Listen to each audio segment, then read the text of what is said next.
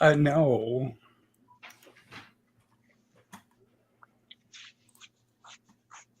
And for the final time.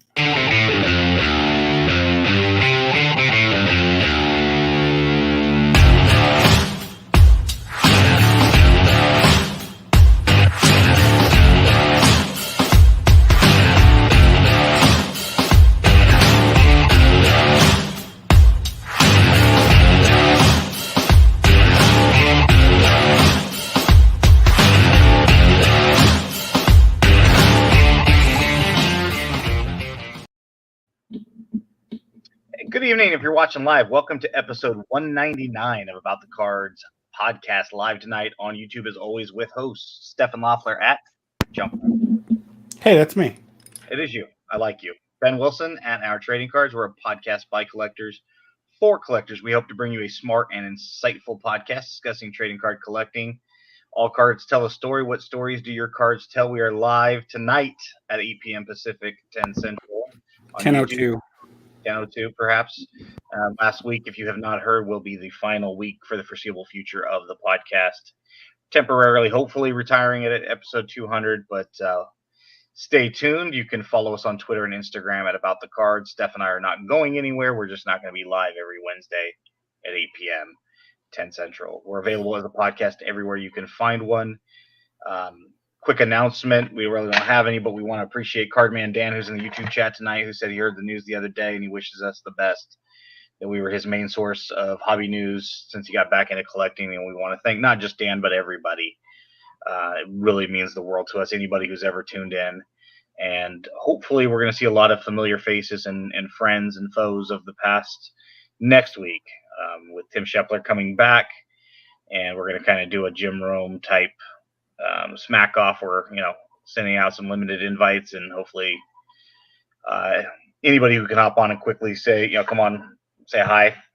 Also, we got a lot of nice feedback when Jared Kelly, Topps Living Artist, came on last week and decided to bring up things I had said about him in the past, and got a lot of positive feedback when he called me there out on the phone. And I had spaghetti. Oh, it's in his honor today.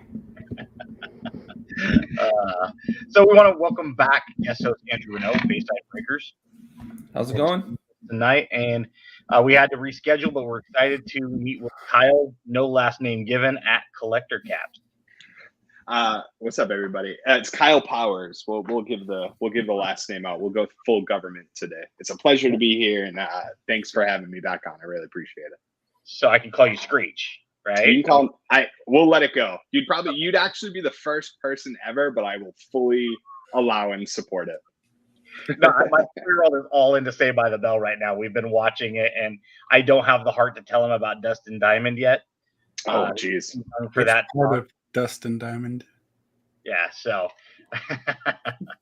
we're in moods tonight, everybody. So enjoy. So first off, Kyle, thanks for joining us. I know we had to reschedule. We appreciate you being open to that. Before we get started on Collector Caps and what it does, first off, you can find it at collectorcaps.shop. Please tell us a little bit about yourself, your collecting story, not related to Collector Caps, just who you are, what you collect, and give us, an overview of who you are. Sure. So my name is Kyle. I'm originally from Boston, just north of Boston, about 20 minutes. Have lived here. I know. Everybody hates that. Today's a great day, though. We just beat the Nets, so can't be too upset. But I grew up in Boston, huge Boston sports fan. Played sports my whole life, collected cards as a kid, big Pokemon card fan. My brother was more of a sports card collector than I was. He's about 5-6 years older than me. So I always remember seeing like Fleer Metal and just tons of cards as a kid that like I couldn't really understand and comprehend at the time, but just knew that this stuff was super cool to look at. Like everyone else, right? Not everyone else, but like a large majority of people in the hobby, I think right now, got into it again, probably like 2018. I would say a little bit before COVID, I started really getting interested in it, watching a lot of YouTube videos, buying things that didn't make any sense to buy whatsoever. And just trying to like really enjoy the possibility of merging my love for sports and my love for collecting. I know this is kind of a scary part of the hobby, but I was a sneaker kid for a long time. I collected sneakers from like the age of 13 to probably 25, 26. So there was like a 10, 11, 12-year run of really collecting sneakers, got like 200-300 pairs at my peak. So it had a lot of familiarity with like the buy, sell, trade aspect of markets, which was very easy to translate into cards. And I think one of the cool things about cards is there's such depth to cards that sneakers don't have. A sneaker comes out, it is the sneaker. A set of cards comes out, and there's so much depth to that in terms of like parallels, short prints, inserts, you name it. And as someone that really likes to do research and really find what I've always called the nooks and crannies of hobbies, and try to find the stuff that nobody, is maybe looking at or thinking about, more from a collecting standpoint than a selling standpoint. I don't sell a ton of cards. I'll sell stuff here and there to be able to get other things, but if I get things, I usually like to keep it. Big baseball guy. I would say a large majority of my collection was baseball for a really, really long time. And then over the last 9 months, I've just gone full head on into F1. And I think yesterday was the first time I acquired a baseball card in probably close to a year, which was a little wild for me.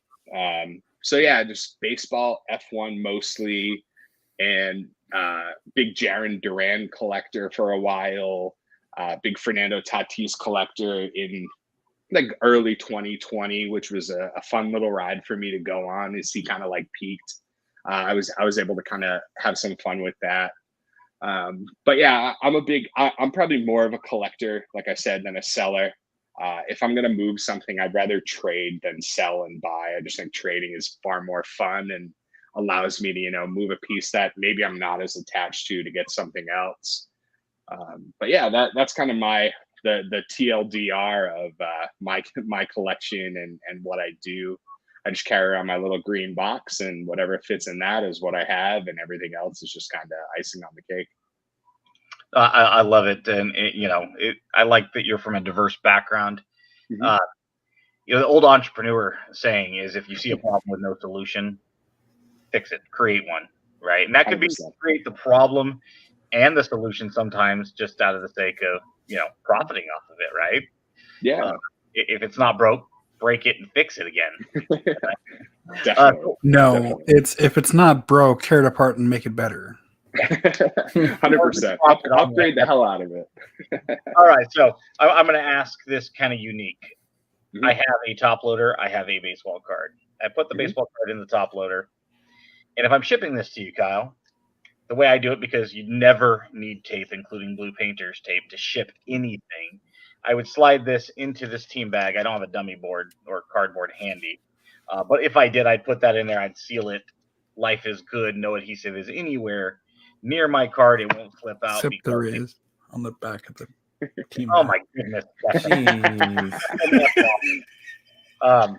But you've created something. I don't need the team bag necessarily. I can have the team bag, but something to help seal the top. It's called collector caps.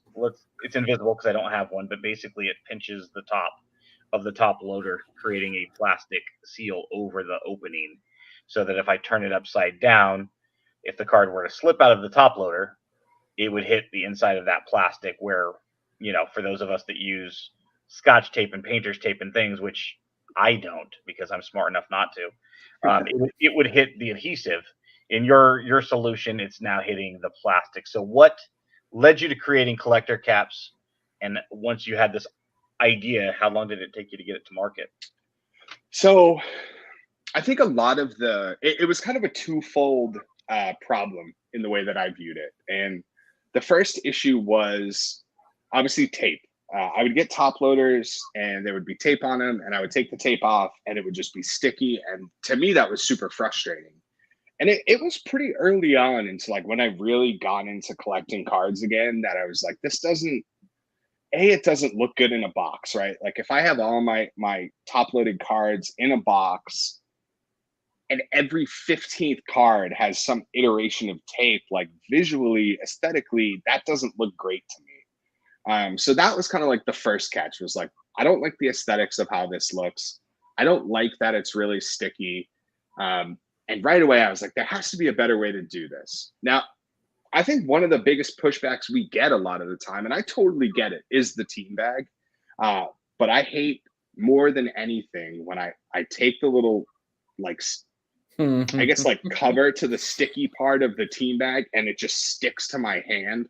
And if I have to do 10 or 15, or I'm doing a large volume of them, I just feel like I just have this like never ending attachment of like plastic strips just stuck to my hand. So pretty quickly on, I was like, okay, this makes sense. I work in IT. I've worked in tech support for most of my, adult life at this point. So my day-to-day is problem solving and troubleshooting.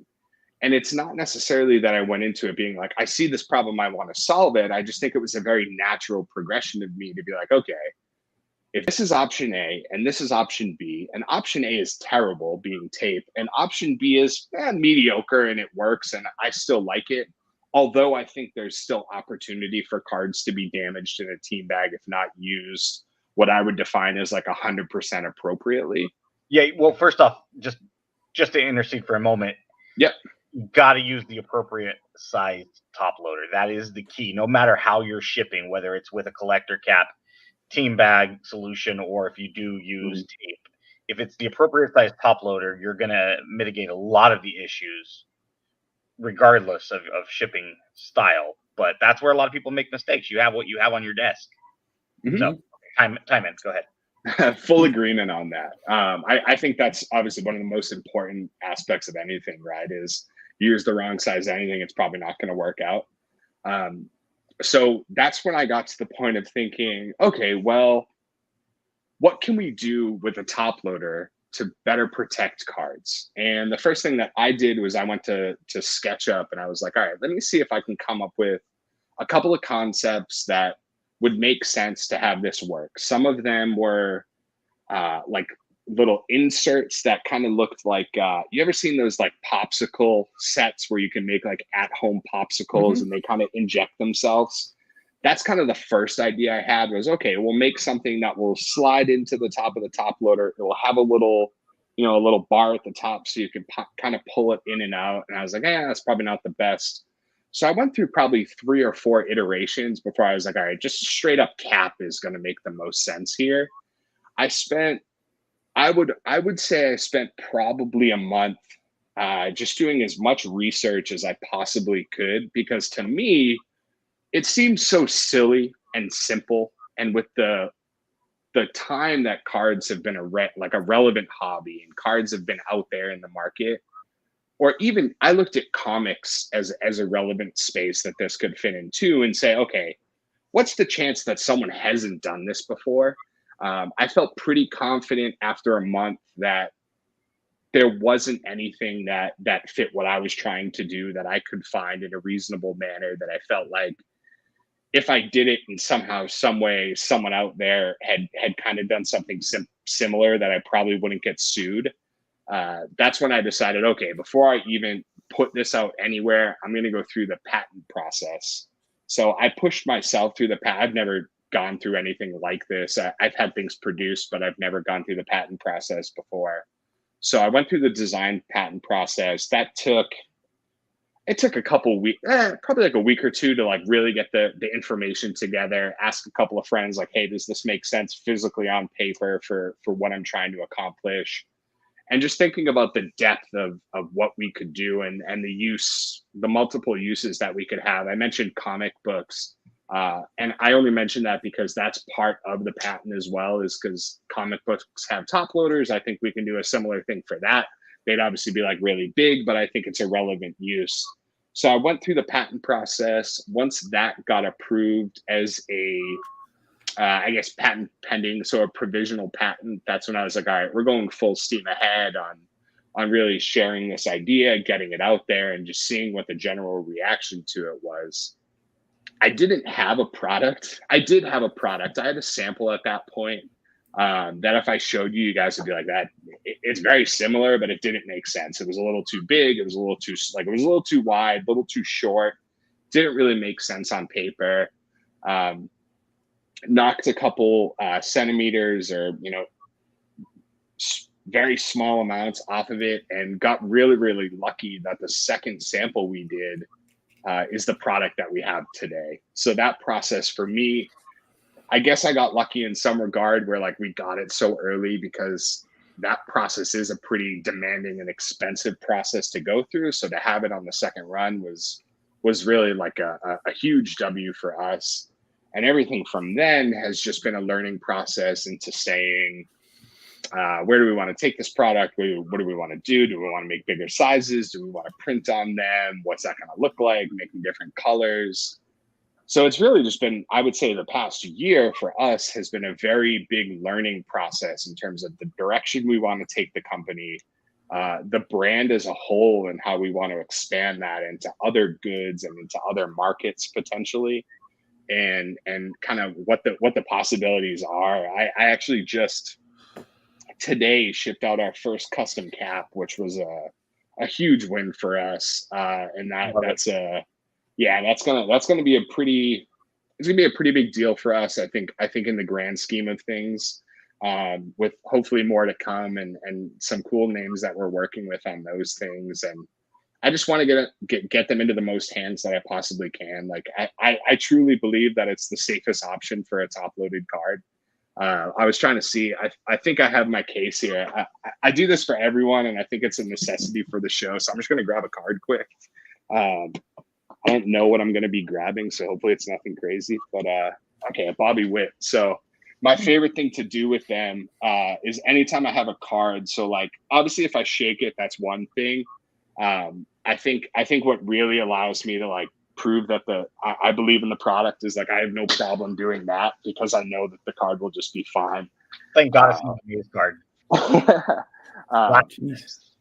So we pick it up and it's good 100% across the board.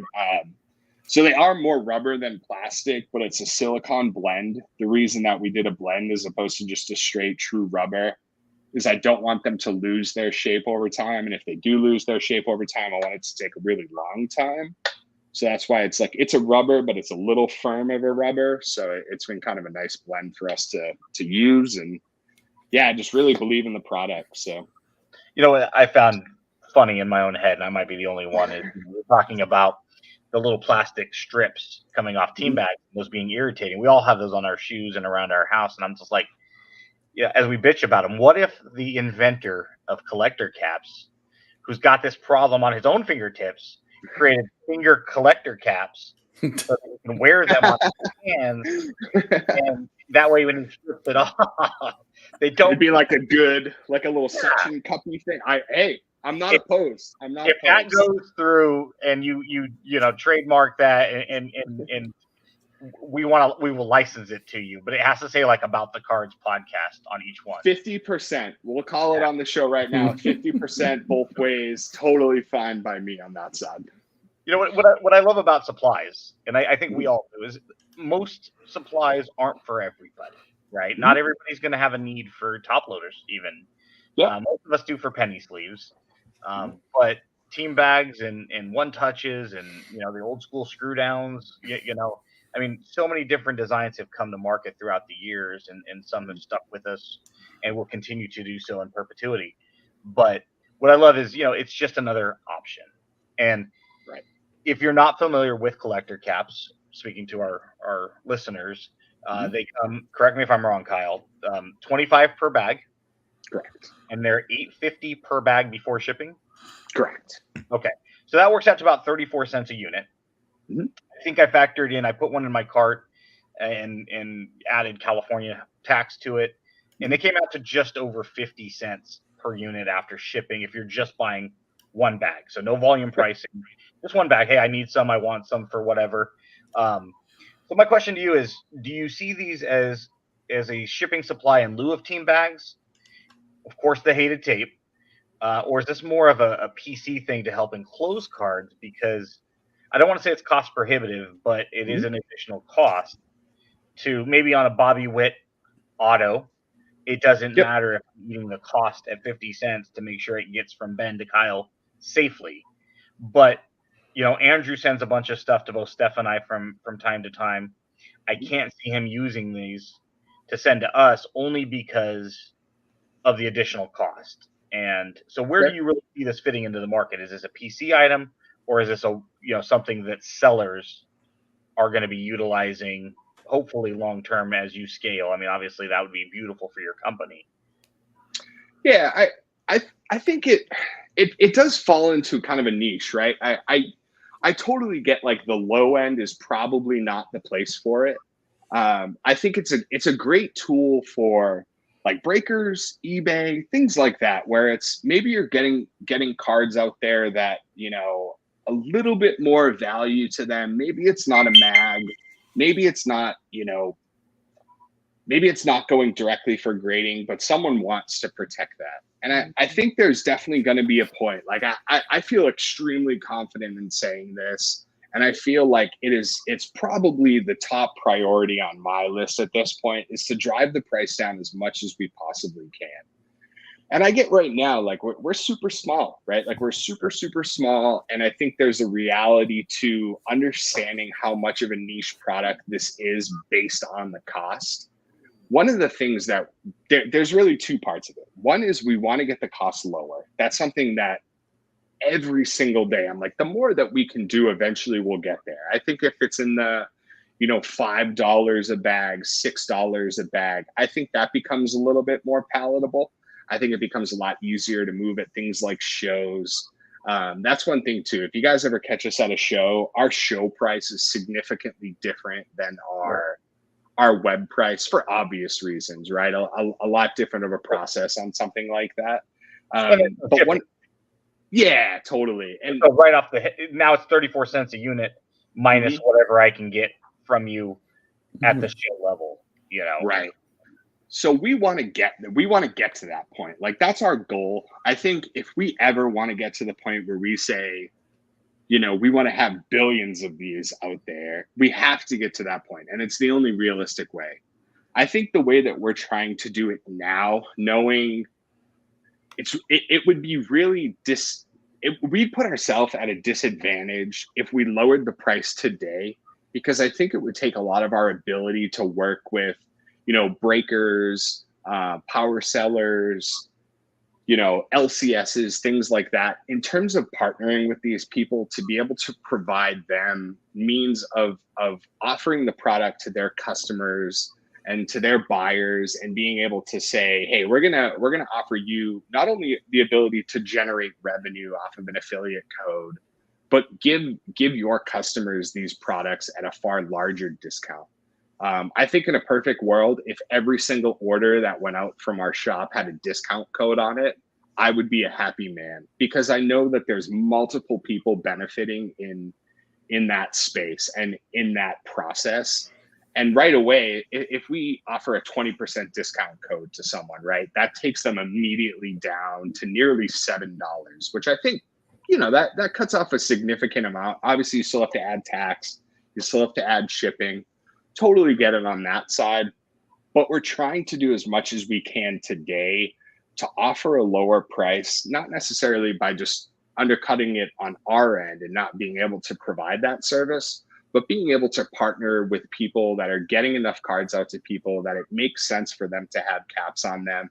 It makes sense from a business perspective for their eBay selling. We get a whole lot more than I would ever have imagined we got.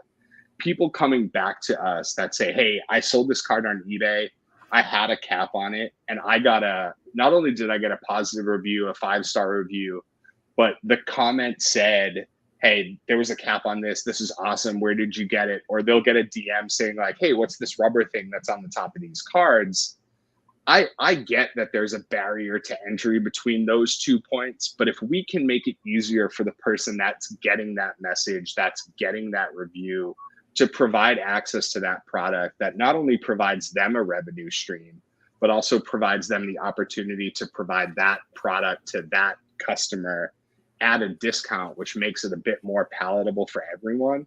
To me today, I would rather do that than sell more directly through us without a discount at a lower price. I think that opens a lot more doors for a lot more people. At the same time, I would love to be at a point where we have $5 or $6 packs on the website and we're still offering 10, 15, 20% discounts to those same individuals. We'll get there. It's a very top priority for us, aside from, different sizes and different products and things of that nature. So it keeps me up at night. It's like one of the top things I think about. We'll get there. I just think it's going to take a little bit of time and a little bit of teamwork and a little bit more, product movement before we get to that point 100%. So, okay, so if I was to offer you some unsolicited advice, because I have a microphone, so I can do that. Right? And he never does that, by the way. I never. Hey, I'm on your show. I'm all for it. Yeah. I'm all for it. I mean, you're offering something to the hobby that is unique. And as much as I would like to say it's for everybody, perhaps it's not. And to offer a premium addition to the supply market, sometimes by offering discounts, even if you're doing it with the best of intentions, this is our price. And you're going to pay 50 cents per unit post shipping if you're buying just one bag, but you factor that 50% that 50 cents into your COGS as a sale. But you're also adding a premium as a seller to your buyer, ensuring that this card is going to come a little differently protected, better protected, something that's reusable on their end if they want to turn around, just like team bags, right? That team bag is something that someone sent a card to me in, and here it is sitting there. I can always turn around and send that to somebody else. I can put that collector cap the next time I send out a card at $15, $20, $30 as opposed to something in a plain white envelope. So as much as I admire you wanting to buy down that price so there can be billions to market, at the same time, if we sell the value of it, that you're adding this, because sometimes when people discount things, even with the best of intentions, they're almost devaluing their product. And I can see this being more of a premium thing. Yeah, you're going to pay up a little bit for it, but you're going to add that value to your customer, like you mentioned with the eBay purchase, where, whoa, wait a minute. This person went above and beyond. They sent something I'm not familiar with. Now I want to do the same thing. Organically, you're going to get that growth. Volume pricing, bulk discounts, that's great. Yeah. But to devalue it, it's like, hey, the value is in the fact that this card is coming from point A to point B safely. Yeah. And you're going to pay for it. That's fine. You put it in a one-touch instead of a top loader. Guess what? There's an increase in cost there. Maybe split it with your buyer. Right now, as they always say on Shark Tank, maybe you're more of a product than a company. If you go to collectorcaps.shop, you'll see that penny sleeves are offered. Collector cap apparel is offered, unless in the last month you've added anything. That's kind of where you're at. You've mentioned comic books, perhaps caps on top of that. What other things might we see? Now we've got fingertip caps. The fingertip caps are definitely in the pipeline at this point. And if we're getting 50%, those are going to be expensive. Like $50 a pop. I mean, I'm not selling myself for cheap. I love it. It. But yeah, I mean, what I mean, without trumping any industry secrets, collector cap secrets, are you expanding at all? Yeah.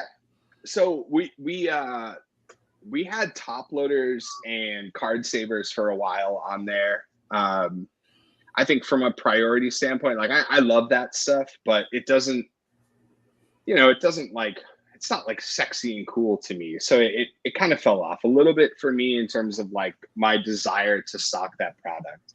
It's something that we'll continue to do. We just may not do it as frequently as we do other things.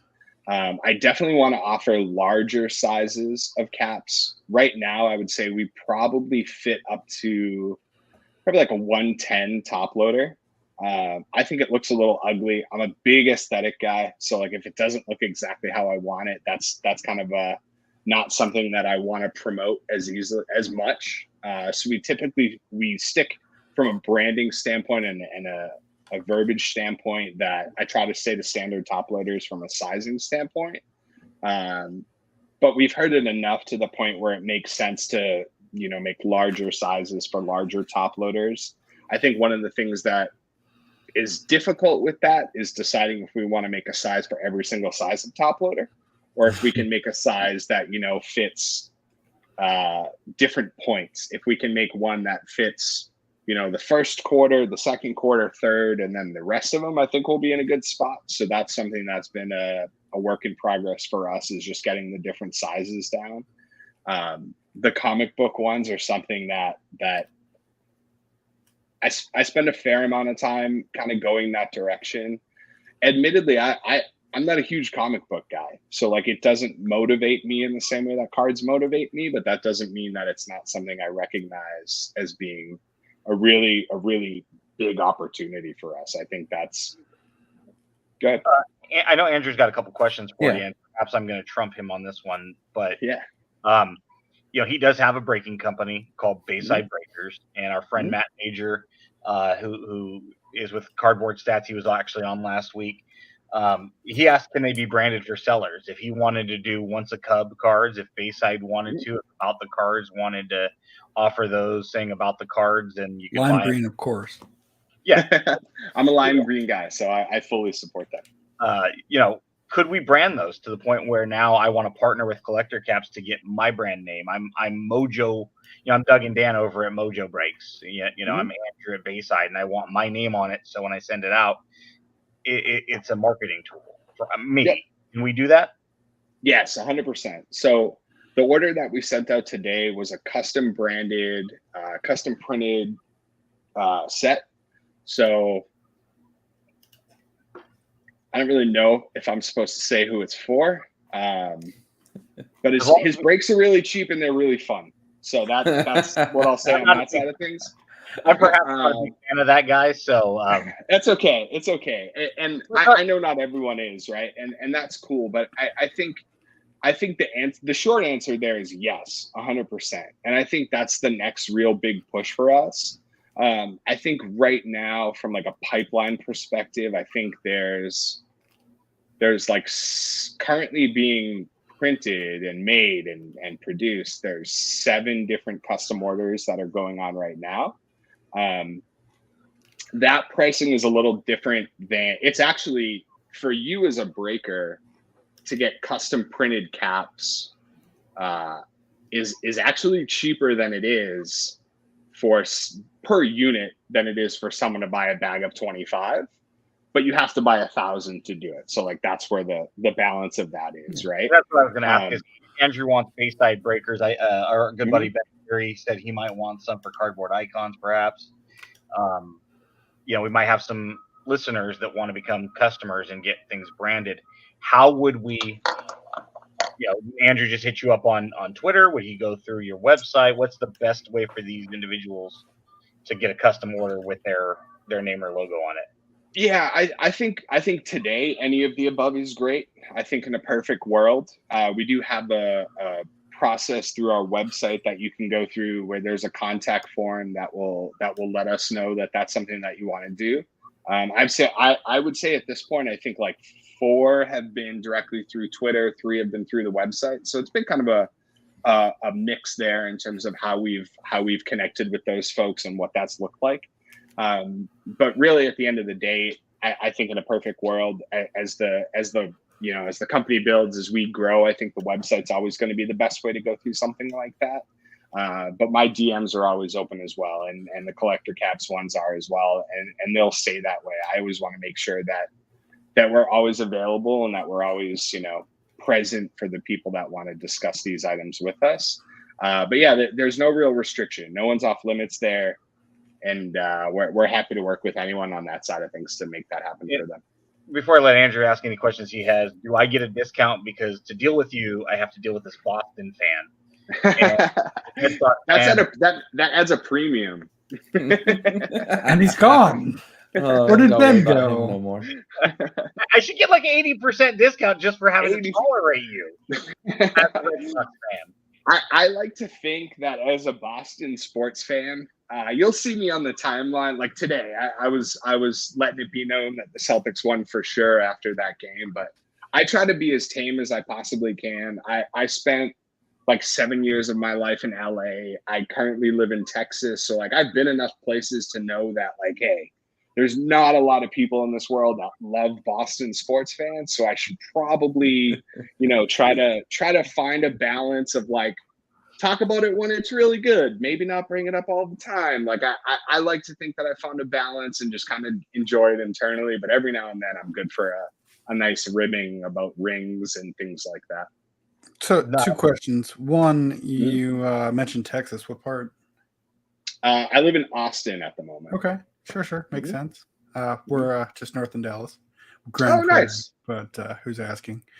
And second question for you, as I screen shared it. Was card condoms in the top 3 name ideas? Yep, 100%.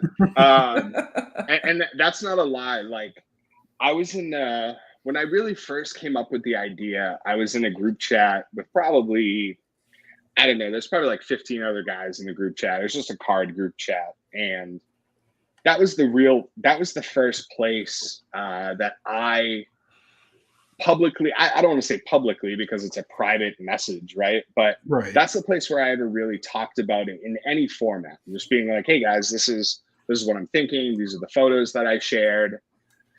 And I'm big on branding. I'm big on, how that looks. Like I said, I'm a big aesthetic guy.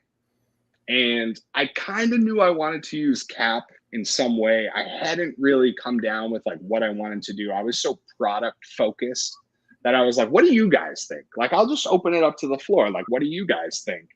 And I think it was Blake Street Breakers, I think is his Twitter name. I haven't talked to him in a while, but I think it's Blake Street Breakers hit me up and he was like, hey man, I really think card condoms is a good idea. And it's not that I disagreed. I was just like, well, we probably shouldn't do that as much as I think it would be like a really, really, really funny thing to do. So we've kind of tossed around the idea over the past year or so, me and my business partner, in terms of, like, could we ever use that? Is that something that like as a joke one day we could do? Like what, like where was that fallen? We haven't found a good reason to use it yet, but it's definitely 100% a name that was up for top 3 consideration. Right here, my friend. April Branded bags. There we go. There we go. Condoms. It's got to cover the whole thing. It can't just cover the tip. So, maybe we'll put a little questions for you. Yeah, I mean, so I'm really interested in a few things. I mean, number one, so I'm taking a look at your website here, and it seems like half your colors are sold out, mainly like the clear ones and stuff.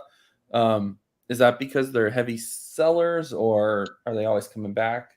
So in total transparency of what the process and progress of things has looked like for us, when it comes to the red, blue, green, black, and clear, I obviously have to order these things in bulk, right? Mm-hmm. Those 5 colors in the past, I would say it's probably been like a true year at this point. I think that's our 7th order of those colors. And it's just, I get it. Like black is awesome, clear is awesome, but they're always the ones that go the fastest, to the point where our 2 releases, I just couldn't keep them in stock. So this has actually been the first time that we've ever been able to keep product in stock for some time. But that's only because we ordered, I'm trying to think, like from the first order we ever did, we're probably 6x from a quantity standpoint as a whole, and individually from a color standpoint. So yeah, it's just a matter of going through the process and what we have in stock and what we're able to hold. But yeah, I think of those primary like 5 colors that I would call like our OG colors, and that's what our OG bag was based on. Yeah, that's like the 6th or 7th time that we've reordered those and they've sold out. It's like I think the other colors are awesome. Like I love the teal, I love the ash. I think like the Carolina blue is awesome, but every single time it's always those traditional colors that we have the hardest time keeping in stock always. And it's a little bit of a process too, but we've gotten to the point now where I feel like when I order a large order and I get them in, it's not too far after that we're trying to process things. We had a really big issue. It was probably 9 months ago when, do you guys remember you might have seen it on the news where there was like a cargo ship issue where there was just a line of cargo ships. We had 2 separate orders stuck in that line of cargo ships and I couldn't do anything about it. Like I literally was just like sitting there like, I can't have my product. I can't go get my product. There's nothing I could do and there's nothing anyone could do. So that kind of pushed us back a little bit. But yeah, it's a constant battle keeping things in stock versus, as a small business trying to decide what our next best step is in terms of ordering, whether it's, focusing on custom on that side or focusing on the bulk purchasing for ourselves and trying to balance that a little bit. Okay. What's the rough turnaround timeline for a custom order, let's say? So someone gets their approval. How long are they looking before they actually get the product in hand? I quote 45 days door to door. Business calendar? Calendar. Okay. A month and a half, not too bad. Yeah, the order that we just sent out today, I think was day 28. Okay. So, I would never buy at 45 days. 44 and a half days, sure. I custom order, I get it, yeah. Yeah, the custom order, though, even still, but I don't want to know that 44 and a half hours. We're talking Pacific, East Coast. Just order in advance before you run out. I can order a half a day in advance, and it covers that. Yeah. Okay. Yeah. If you order in the morning, we won't count that day, and we'll just say 44 from there. It has to be in the morning, though. Anything before noon, all right, and I'll cut a day off. I'm in. All right. No, it was easy. Had I only known, Yeah. What? 6 weeks is a good turnaround time, honestly. For custom. What about if Andrew just orders some teal ones if they were in stock today? How quick would we get it? I'm ordering a bag tonight just to order one because I want some. How soon they're coming from Texas is where they're coming from? Yeah, traditionally, since I'm in a hotel right now, I have all the product with me. I traveled with the product to make sure that like if someone ordered, we would still get it out.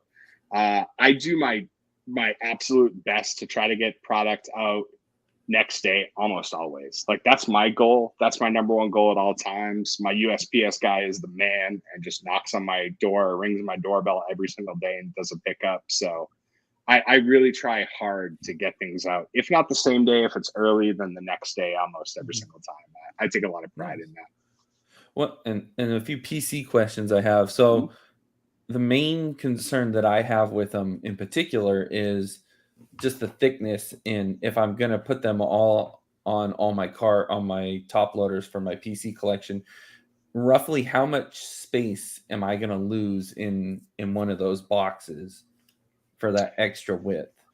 Yeah, so it depends how you want to do it.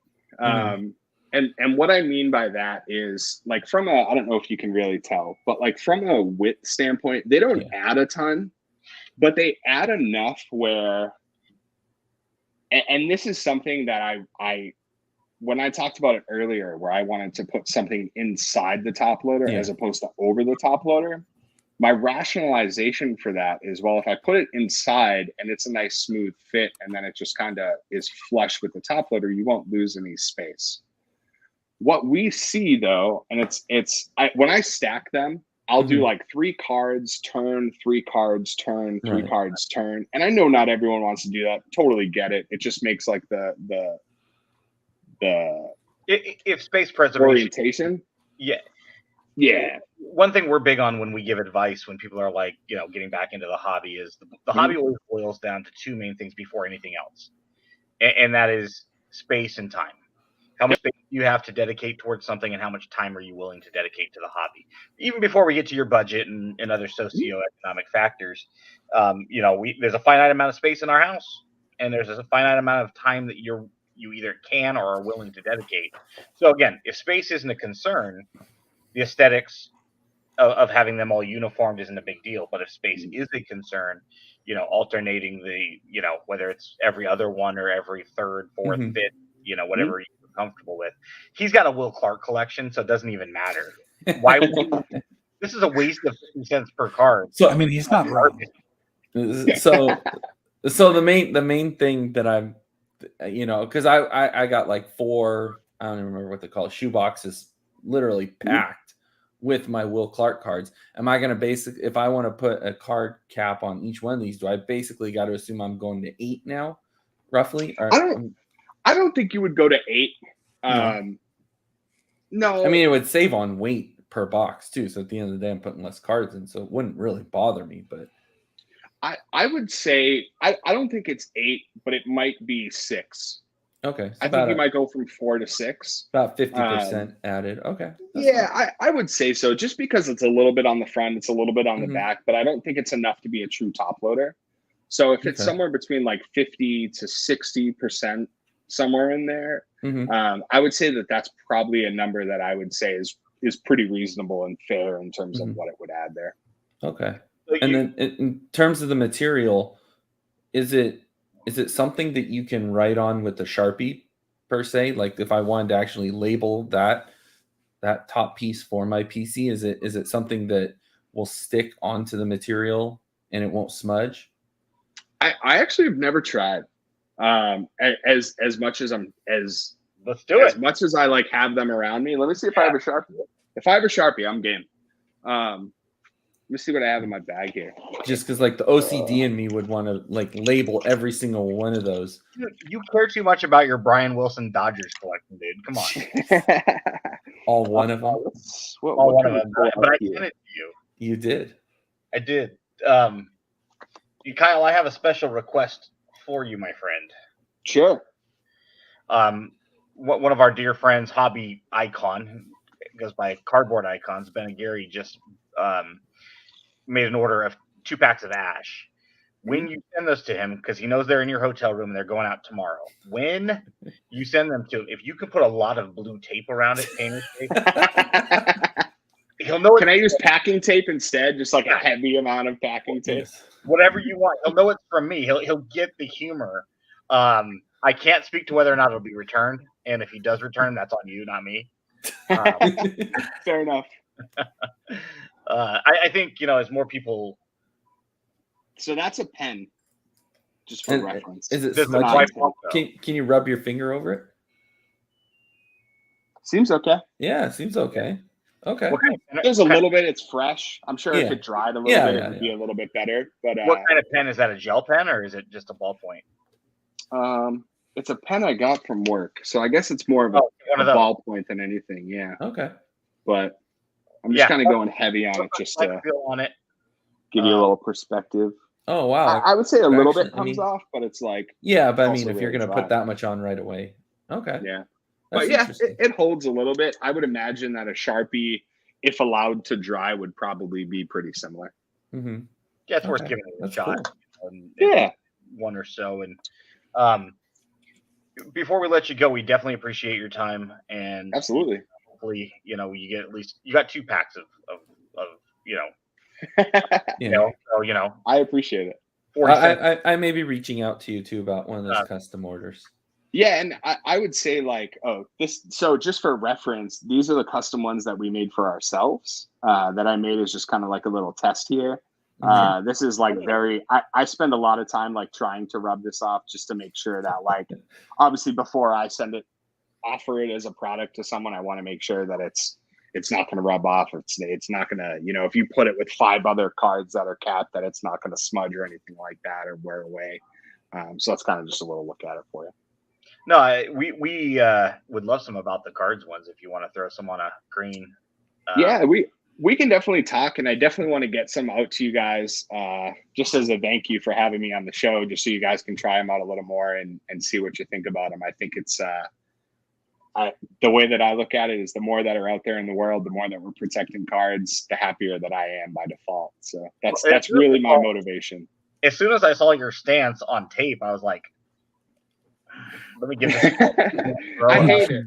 I hate it so much. Like I'm a texture guy. I'm a big texture guy, and sticky things drive me nuts. So that was an easy one. If you want to, I try to tell people. Sometimes I do it just to be. I like to argue on Twitter. If you've never Sometimes. if you want to put tape on the team bag, you could put it on the outside. It's not anywhere near what's inside. But when you put it over the top loader, and this one was done as it literally says, "Hi Ben, hope you like tape." This was from a friend telling me he's a good buddy, but again, you're putting this over here. There's a good chance this card could be damaged. Yep. Because of this, and Jesus, I get a lot of people trolling me like Anthony did just because. They find it. I literally opened this up yesterday, and I'm like, I hate my friends. This card, which I already have, this card is going to live in my Mark McGuire binder just like this forever. I'm not I love it because it's got the story, right? Mm-hmm. It's like this one came from Anthony to irritate me, to poke fun, to troll, to have a good time. It's not a valuable card, but now it's invaluable. It's mine, and it won't leave the PC. But there are. I've got kids, 2 cards of my children that a good buddy drew. That collector caps would be nice on these. Definitely. And these are 1-of-1 cards from Mark. What's the last name? Mosley. And they're awesome. And this one kind of looks like Butthead, which is cool because it's got that personality. I love it. Well, on there to protect it forever would be nice. Well, speaking personally, just throwing this out here as an idea for you, market to collectors with animals, because as you may have seen beforehand, my cat likes to hop up on my stand or the one that's directly behind. Oh, they both moved. They're gone, dude. They're not there. But if they see a pile, they're going to want to knock it over or rub up against it and make sure that it gets knocked to the floor. But having a top loader that's not going to give with a cap over it would be a nice animal-proof solution. Definitely. We I think any of the above is always like. It's always true, right? Like any type of dust, debris, fall, anything like that. Mm-hmm. I got into this like any business, right? Like any business wants to make money. I would be lying if I said I was like, hey, I don't think I can make money. If I didn't think I could make money, I wouldn't do it, right? It wouldn't be sensible. There's no point. But my motivation from the start, though, has always been protecting cards. One of the things that I think we achieved without really trying, which I don't necessarily think that any other item in the hobby really, really does, except for maybe some mags, maybe some top loaders, is provide like a real aesthetic boost to some cards.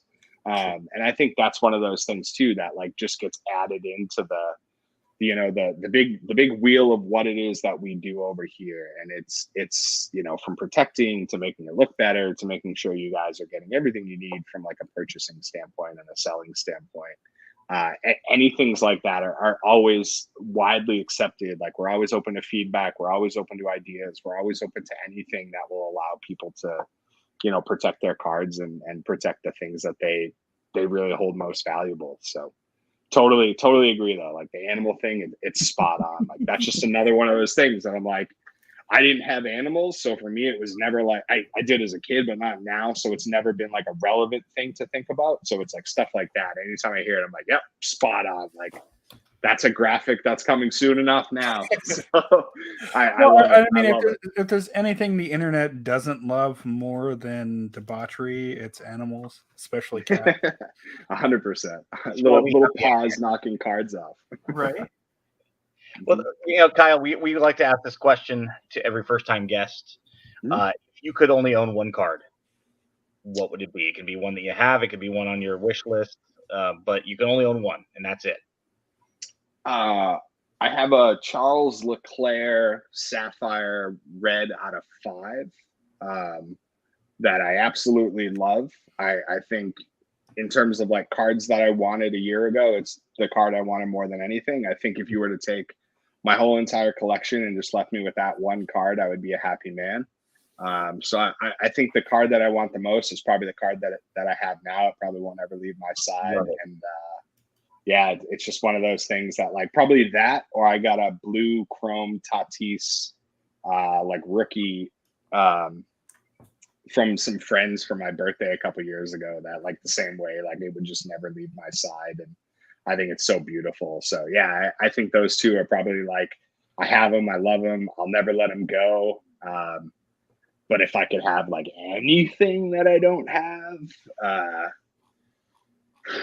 probably Jarren Duran's Superfractor, Bowman First Superfractor. Sure. Just because I'm 3 away from the full rainbow, so that would just like be the little icing on the cake that would push me to get the other 2. So I would say besides what I have, that would be it. Let me help you out. That would cap off your collection. Yes, bang. Color coded collector caps for each color, right? So if it's red, you're going to have a red.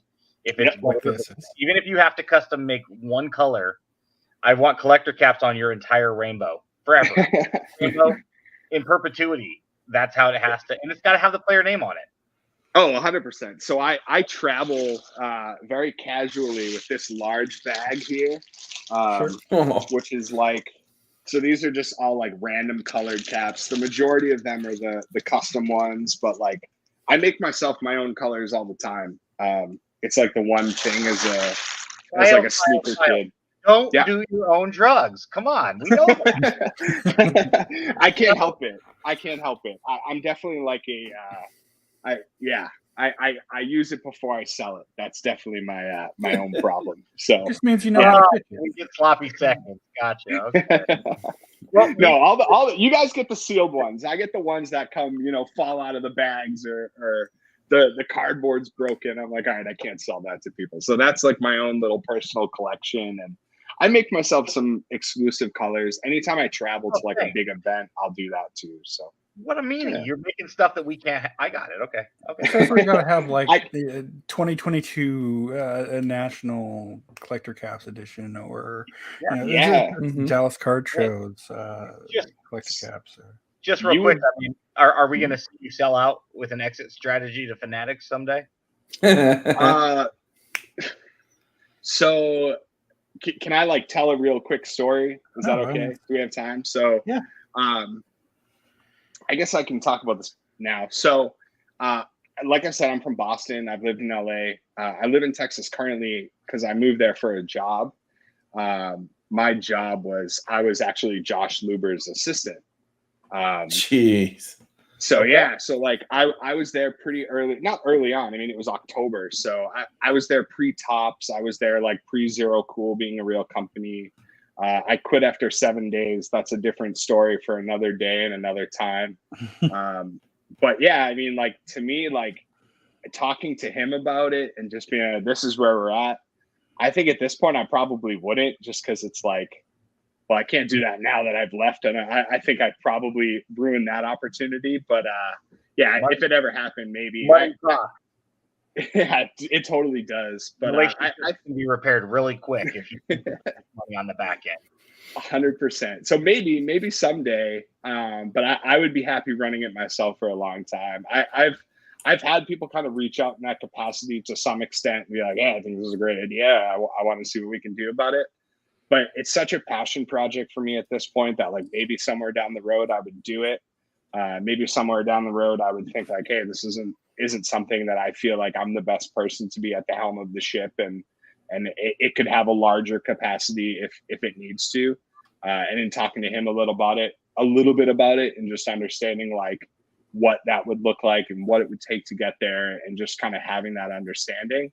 Maybe that happens someday, but I think for me, it's like I'd rather ride it till it's blue in the face and see what happens. But yeah, you never know what tomorrow holds. We do know that Upper Deck listens regularly, so you never know if you might get an order for some customs from Upper Deck. And just remember, exquisite guy. Steph and I work at an 85% finder's fee. So 50 on the fingers, 85% on the upper deck deal. Yeah, nobody ever said Ben made a lot of sense. Hey, but he makes sense though. He might not make sense, but he makes sense. Indeed. And sense makes up. We've never made a dime off this show, but on the way out the door going into 200, we're going to try at every avenue to make it. You might not make it on the show, but you make it outside of the show. And Right. I think there's a divide. You can. I'm all about that. I support that heavily. Well, I we support would that, invite Brian. we would invite you back on, but next week See is the what last happened with? for a while. But if we do come back on, the door is open to you. We would definitely love to continue watching. Appreciate that. And So, am I like the last true guest? Like the last like traditional guest? Would you say? Traditional. Well, Yep. I'm gonna wear that like a badge of honor, gents. You should make Definitely a will. collector This is- cap of it, and you can wear it around your neck like Knucklehead Hogan does with his Charizard. So I'll just say I was 199. there you go. I was number 199. I'll be that guy. No problem at all. Well, we appreciate it, Cal. Thank you so much. It's been an awesome hour. We hope that if you can get some sales off of this, and we can't wait to see how far you scale and grow. And I'm glad you don't have an exit strategy at the time, because that's true entrepreneurship. I want to be a part of this all the way until my dying day. But hey, if that check comes along that's too hard to say no to, I can't blame you for that either. Yeah, as much as I love running the company, I would probably love living on a beach in Hawaii just as much. So I think the two things can live, side by side. Come on. Waikiki Beach is pretty Love it. nice. I'm just saying. Been there, done I that. would like, but no, I really appreciate it, guys. It's been a blast talking with you. I'm always down to not only talk cards and collectors caps, but just everything in between, and it's been a lot of fun. So I appreciate it. DM me your number, and we'll chat sometime, and love to see the story grow. So awesome, guys. Tonight. Awesome. Thank you very much. Thanks, Kyle. Thanks. All right, see you guys. All right, that was Kyle Powers with Collector Caps, collectorcaps.shop, if you want to go check that out. Let's hop into the show. The week that was last week, week 214 of Topps Living, card 509, Vidal Brujan. Rookie card, second base, Rays. Card 510, Matt Olson, first baseman for the team that shall not be named. What team is that? I don't know. Not the A's? Well, there's an A and an S in the name. So, sucker. Listen, there's only like 2,000 people that showed up when there are A's, so. Moving on. Oh, wait, no, that's the Oko. I see. Sorry. Hot off the press, new releases, card 511. Steven Matz, pitcher Cardinals from Jared Kelly. And card 512, probably going to be a hot one for those collecting Living, Bobby Witt Jr., rookie card, shortstop, Royals.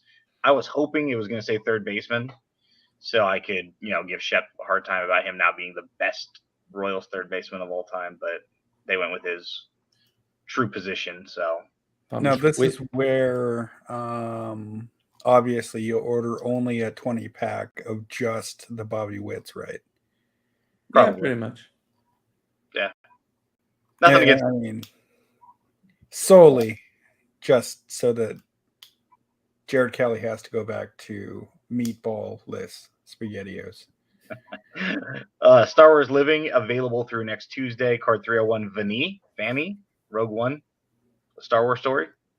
Yeah, you had that wrong before. You had a Star Wars story. He's in Rogue One. I always have Star Wars. That's why. He was a very, very bit player in Rogue One. Very bit player. He does have a line, though, so. It's like when IG-88, when they did the 12-inch dolls in the late 70s, and they released 12 of them, I believe, and they had all the main characters, and then they also did IG-88. Yeah. If you can tell me what scene he was in, that's damn impressive. I mean, I know which one. Really? Everyone knows where he's in. Back in the day, you didn't. I mean, they only show him when they're panning through the bounty hunters. You only see him for a brief second. That's it. Yeah, but he's so. Everybody knew him. Come on, no. Out of all of the characters, you were going to make a 12-inch doll of him. Well, and not yeah. Well, that's somebody that was a little bit more screen-centric. But yeah. And then card 302, Off-World Jawa from The Mandalorian. So, Nothing wrong with Jawas. Pardon? What? I said there is nothing wrong with featuring extra Jawas. Here's last week's. Ben forgot to include the link. Nice cards. This week's Stephen Matz. And it's showing the podcast DMs. Go away, hide that. No, nobody wants to see it. Nope. Nope. Boop. Thank you. Thank you, Twitter. You're doing the best. Not Stephen Matza Balls and Bobby Wood Jr. Yeah, Throwback Thursday is available through tomorrow morning. It's set number 15, 1955 Topps. The third iteration, card 43, Jonathan India, 44, Fernando Tatis, and 45, Ryan Sandberg. Now, Matt Major had brought to my attention that the Tatis short print actually has his hat forward, where the Trout and the other one, I forget offhand who it was, their short print has their hat backwards. But because Tatis has so much stuff out there with a hat backwards, a la Ken Griffey Jr., the short print actually has his hat worn correctly, just as a interesting one-off. And then he also says the word Ewok does not appear in Return of the Jedi. Yep, that is accurate. Yeah, it's amazing how many of those characters had names given after the fact, in the movies at least, maybe somewhere in the canon, but I don't know. Most of them were in the novelizations of the films. Which would have come after the fact, right? Or not necessarily. Most of them have names during filming. They just don't ever say them. Like if you look in the credits, they'll have names for the characters. Okay. So this should have been like a episode 165. 2021 Topps Big League Baseball drops today. $40 a box, 18 packs, 10 cards per pack. It's a 300 card base set, no guaranteed autos or mem. If you looked at the Topps Big League checklist, it's interesting because I know the A's offloaded a lot of players, so they might be a little bit more unique. But out of the 10 cards or 9 cards on the checklist, 6 of them are no longer with the team. I was told that the Pirates have 3 cards on the checklist, and all 3 are still with the team. It's kind of interesting though, because this was released a year later. There was a lot of activity at the trade deadline last year, post free agency, off season. This checklist obviously is not going to age well. No, but I will say I did look because I really wanted it to be the case. Wander Franco does not have a card, so it will not supersede his Bowman's Best. Yeah. But that's a real. I mean, we talked about that last week. That's a real thing. I mean, if they had put Wander, it would have been cool. Yeah. So it's out. So we can quit belly aching about that. To your point, we would have had to do like a special edition 2 months from now if they had dropped it. Just because if the Wood Minis from Ginter ever come out, we're going to have to come back for one night only, even if it's only for 5 minutes. Barrios is no longer on the team. Nelly is no longer on the team. Buxton is injured. Donaldson got traded, and Nelly is no longer on the team. So what? 4 for the Twins? 4 out of how many? 2, 4, 6, 8, 10. 4 out of 10 or so, something like that. So out of the 300 cards, I would imagine, and this is just third. At least a third of them, 100 cards, are not with the current team, but would have been last year had this product released in April or May of 21. Outside of Jose Barrios. Yep. Interesting. And then Panini Phoenix Football dropped today, $300 a box, 18 packs, 5 cards per. You'll get 1 auto and a mixture of parallel inserts and rookies. I didn't list them all individually, but it seemed like a pretty fair. I've always kind of liked the design of this set. And the name. I mean, it's just a cool name. Phoenix are nice cards. They're like more like Mosaic. Not quite like Mosaic. They're chrome finish, but they're not quite like Mosaic. The biggest problem with Phoenix, honestly, is they are very susceptible to like that curve bending that chrome cards get. Gotcha. Sure. That's their biggest issue. It doesn't damage the card. It's just if you try and stack them up without top loaders, they don't really stack that well. Matt Major added in the chat. Cubs still have Rizzo, Bryant, Baez, and Jock Peterson. So well, most of the 21 sets have that issue.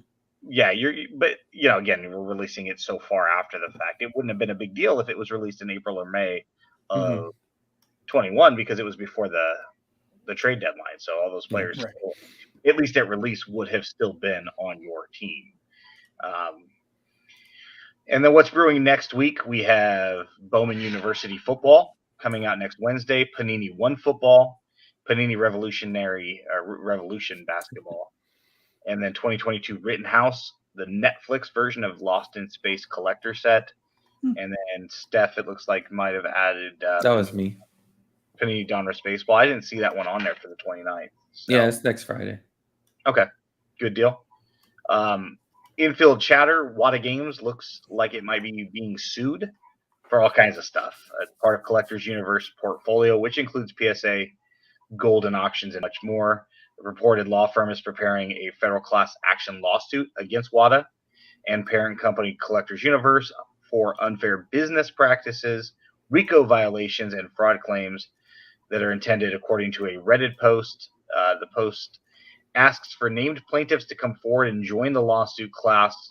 In order to be named a plaintiff, you would have had to have sent a game in for grading with WADA Games within the last 2 years and not received it back in the window estimated by WADA. This might not bleed over into trading cards per se, but since it's a Collectors Universe issue, it's something to keep an eye on because it could have some ramifications in the hobby.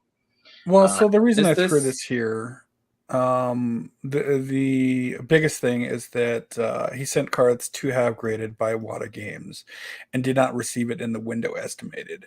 I could easily see that bleeding 2 cards, and that how many people are still waiting for their stuff 9, 6, 8, 10 months, 12 months, a year later after sending it in. We would have to ask Paul Lesko. I sent him this link too. He did. I think he's on vacation, so he's like one to watch. Most likely, based on the comments, the odds are this case will be tossed out without prejudice, forcing the law firm to amend the lawsuit. We'd have to ask Paul if it can create bigger, if all of a sudden PSA can be attached to this, or if it would have to be a separate lawsuit. Paul could speak more on that. But at least it's something to kind of keep an eye on if hobby-related lawsuits are your thing. This is a one-off, but not necessarily if because of who WADA is owned by, it becomes a much bigger lawsuit or additional lawsuits that are hobby-related come as, kind of in conjunction with. So, is this board games or video games? Video games. Video games. Okay. Yeah. So they'll grade your steel collection of Perfect Dark, for example, or the old Super Mario for Nintendo. Yeah, I've seen a few of them on, what is it, Pawn Stars. So more from the departure of Tyler Hitt and HGA. Remember, this was a public firing, not an unforced resignation, as Tyler's press release might have led the public to believe. HGA has announced that they're suspending all submissions for the next 5 to 7 weeks, according to another press release. They announced in a press release that they're restructuring their leadership team. Basically, this press release is a giant FU to Tyler Hitt. So, yeah, basically, dear HGA family, on behalf of the HGA team, we'd like to thank you for your loyalty and passion for our brand. It's been a pleasure carving out a space in the card community. We look forward to everything that's come as this industry continues to blossom. We understand that we haven't always been the easiest company to do business with. ... We need you, I'm literally reading it as written, but we need you all to know that over the last several months, we have heard you. Oh, cool. You have. Congrats. Our incredible staff has been working relentlessly to improve this brand and in turn the card community as a whole. We're making a promise to this community that we will be capitalized, bolded better. With all that said, as several of you know, we've decided it's in our best interest to restructure our leadership team as we head into this new stage of business. The new leadership team has merged smoothly with our existing team of employees, creating a newfound momentum within our organization. Beginning on April 20th today, 2022, we are placing a 5 to 7 week suspension on all bolded, capitalized submissions.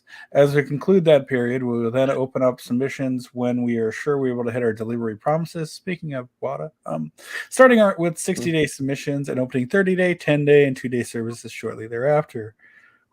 We look forward to regaining your trust as we put a new foot forward in 2022. Thank you and welcome to the new age of HGA. Hey, what are you guys going to pay the artist you rip artwork off of from? HGA? Not in this press release.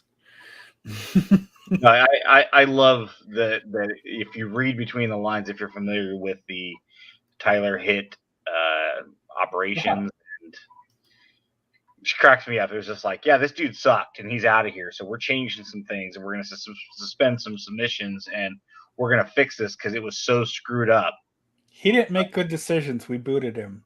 And Tyler's over here like, I still love it. I left because I needed to spend time with my family and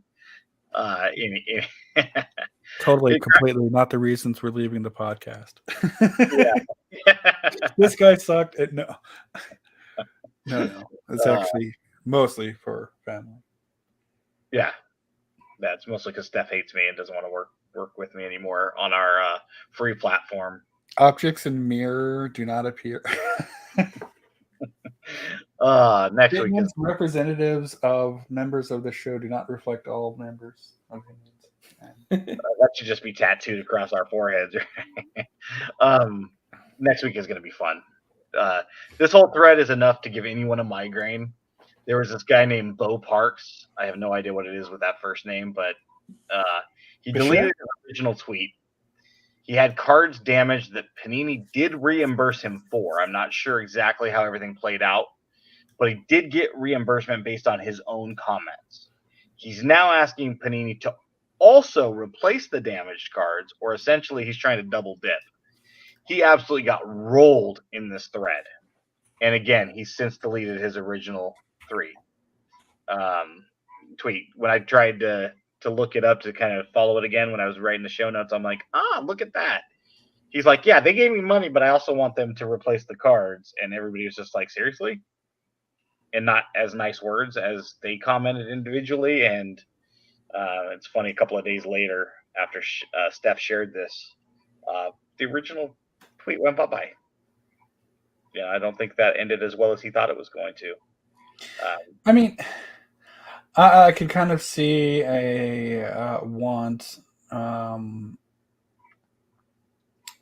have these cards replaced. Mm-hmm. But there are certain ways to go about doing things in the industry, and there are certain things just in customer service in general. When you get repaid or somebody makes you whole for the purchase price of what was damaged, then I mean that's it. Have them replaced. Correct me if I'm wrong. Let's say someone has a house, it burns down, or no, let's say they have a car with car insurance, car gets stolen, they get paid for the car, and they get their car back. If they refuse to pay the money, isn't that insurance fraud? It is. It'd be like, you want to go with the house, same thing. The house burns down, they give you $400,000. You can pocket the $400,000, but you have nowhere to live. Mm-hmm. Or you can use. Well, that's why I use the car, because you got the original thing back at the end of the day. That's the whole idea. It's like, money. I have a $10 card that's damaged, Panini. Can you please replace it? No, we cannot replace it, but we can give you $10 for it. Okay. And if you want to use that $10 to go buy another one, great. But once they give you $10, you can't say, so are you Can you give me the card now? Yeah. No, we gave you $10. We've paid you out. You get one or the other, not both. Well, from what I was seeing in the comments in the tweets, it sounded like almost his girlfriend, wife, ex, whoever, like cut them up or something. They were like, cut up. Okay? Yeah, it looked like they were cut up. I don't know the whole story on how that happened either. But I don't either. It's just something about guys named Bo in the hobby. Well, one anyway, but for you and only you. No, there's a lot. Every time I mention that name on Twitter, I get like 20 DMs and go, that guy. All of the guys. But no, but that's it. You know, if the girlfriend, boyfriend, husband, wife, whatever, repays you for them, Panini's not going to just rerun the print press for a 10-year-old product just to have something replaced for you. Now, maybe they have another number to $3.99 sitting in their facility, and maybe they can replace that one for you.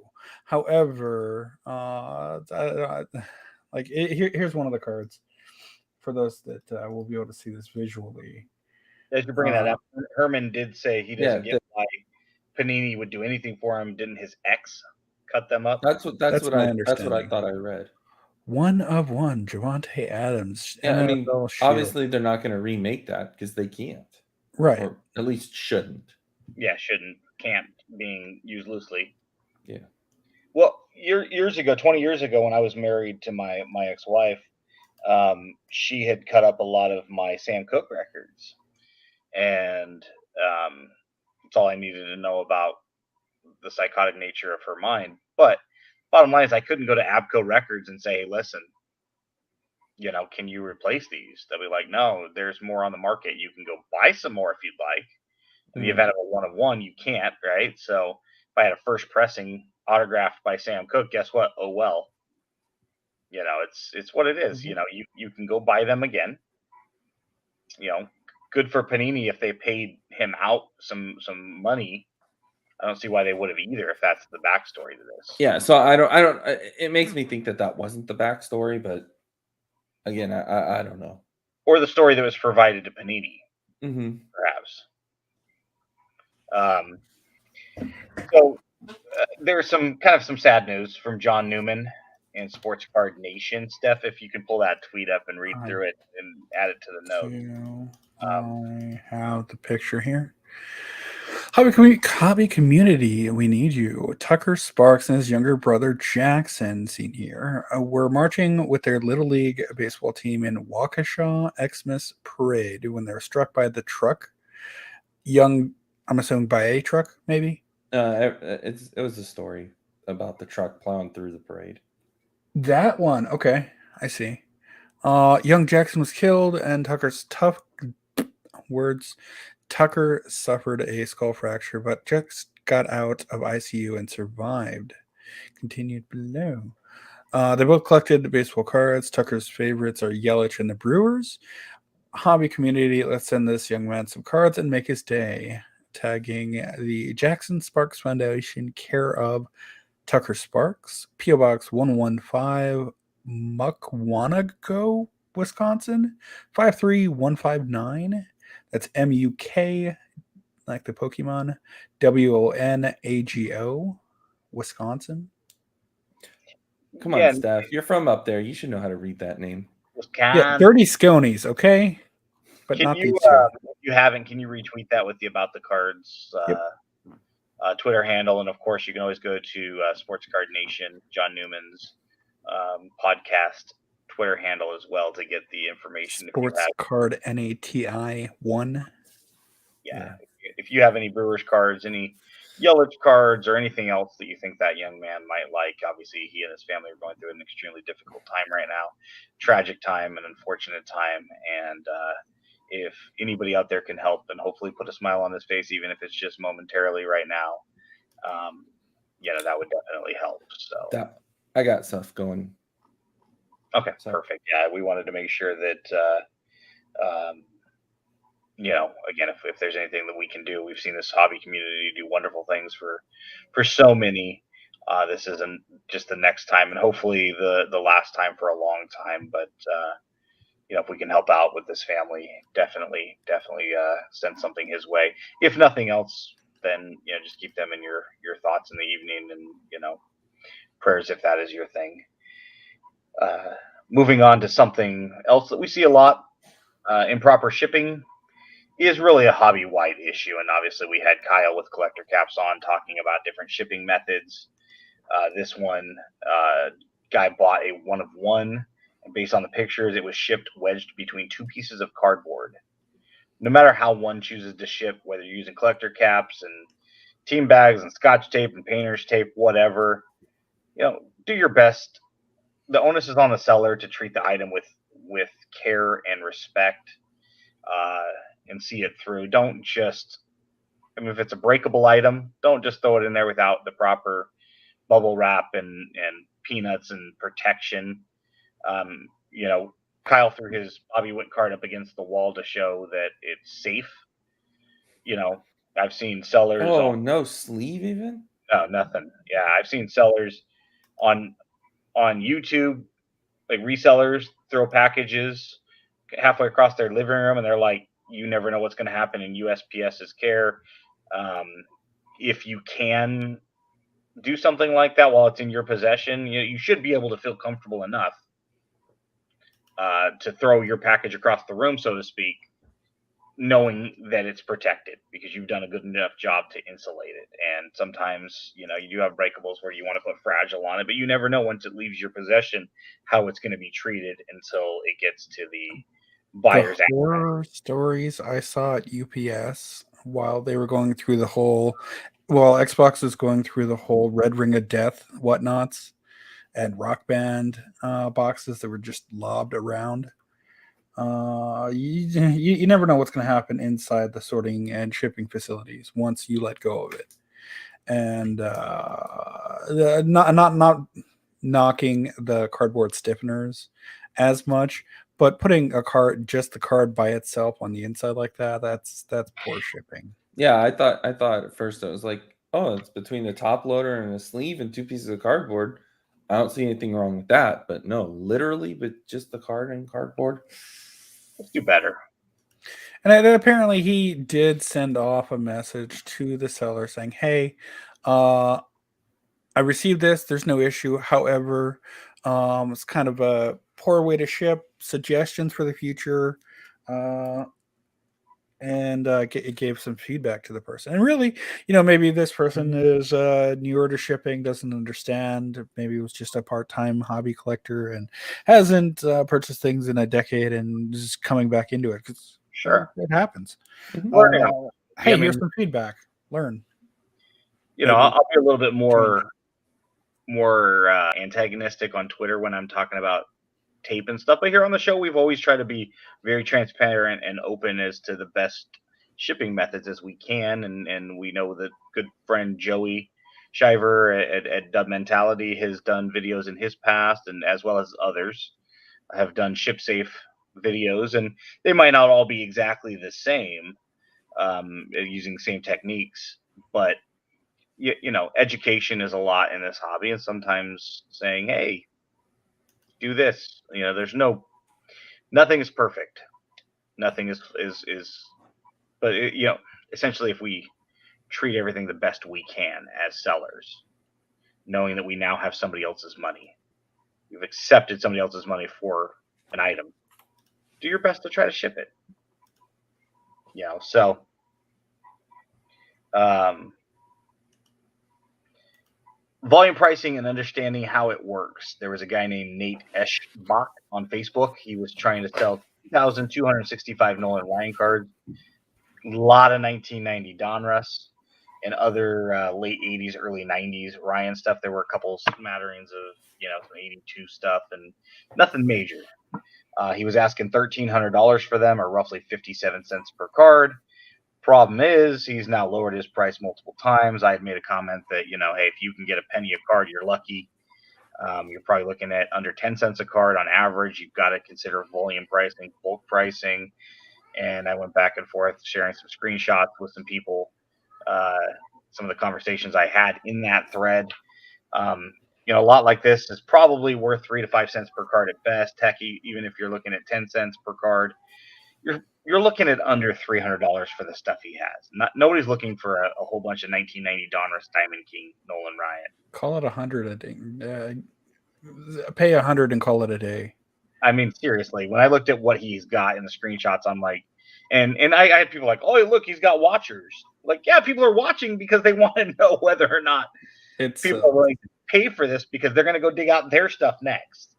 And we had other stuff on this particular Facebook group that was extremely overpriced. A lot of it was 18-cent Sport Lot stuff that he was asking $2-3 a piece for.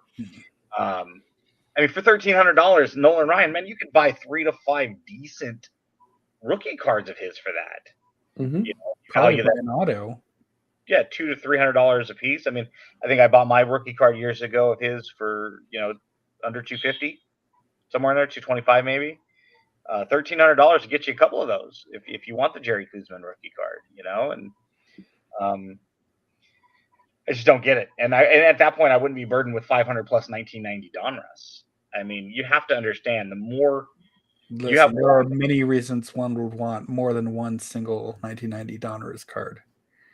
None legitimate, and a lot of error-specific reasons that one may want to chase multiple. But also, Herman, I'm going to need you to go sit in the corner. You know what He you did. said he kids.